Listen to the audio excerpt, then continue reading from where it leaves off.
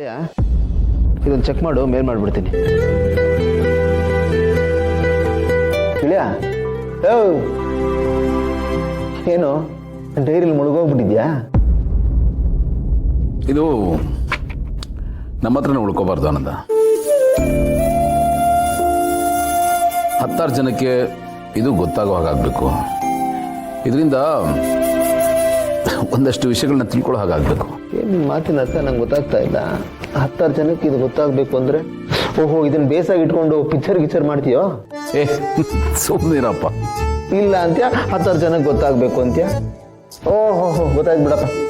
ಇದನ್ನ ಪ್ರಿಂಟ್ ಮಾಡಿಸಿ ರೋಡಲ್ಲೂ ಹಂಚ್ತೀಯಾ? ಒಳ್ಳೆ ಐಡಿಯಾ ಕಣ. ನಾನು ಸುಮ್ಮನೆ ತಮಾಷೆಗಳಿದಪ್ಪ, ಸೀರಿಯಸ್ ಆಗಿ ತಗೋಬೇಡ. ಇಲ್ಲ ಕಣ, ಇದನ್ನ ಬುಕ್ ಮಾಡಿ ಪಬ್ಲಿಷ್ ಮಾಡಬೇಕು ಅಂತ ಅನಿಸ್ತಾ ಇದೆ. ಗೆಳೆಯ ನಿಜ ಹೇಳ್ತಾ ಇದೀಯಾ? ಹೌದು ಕಣ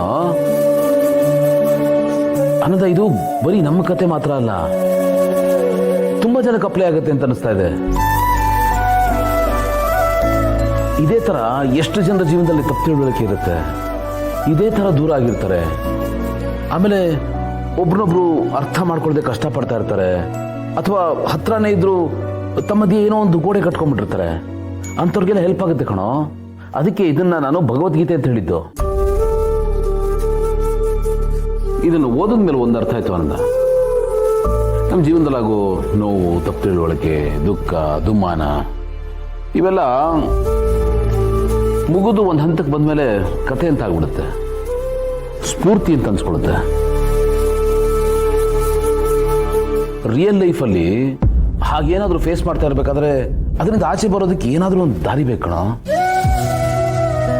ಈ ಡೈರಿಯಿಂದ ದಾರಿ ತೋರಿಸೋದಾದ್ರೆ, ಸೋತ್ ಹೋಗಿರೋ ಒಂದು ಜೀವಕ್ಕೆ ಹೊಸ ಆಸೆ, ಭರವಸೆ, ಕನಸುಗಳನ್ನ ಕಟ್ಕೊಡೋದಾದ್ರೆ ಅದಕ್ಕಿಂತ ಖುಷಿ ಇನ್ನೇನು ಇದೆ? ಇಲ್ಲ, ನೀನು ಹೇಳ್ತಾ ಇರೋದು ಕರೆಕ್ಟೇ. ಆದರೆ ಇದರಲ್ಲಿರೋ ಎಷ್ಟೋ ಪಾತ್ರಗಳು ಇನ್ನೂ ಜೀವಂತವಾಗಿದ್ದಾರೆ, ನಮ್ಮ ಜೊತೆಗೆ ಇದ್ದಾರೆ. ಅವ್ರ ಬಗ್ಗೆ ಬರೆಯೋದು ಸರಿನಾ?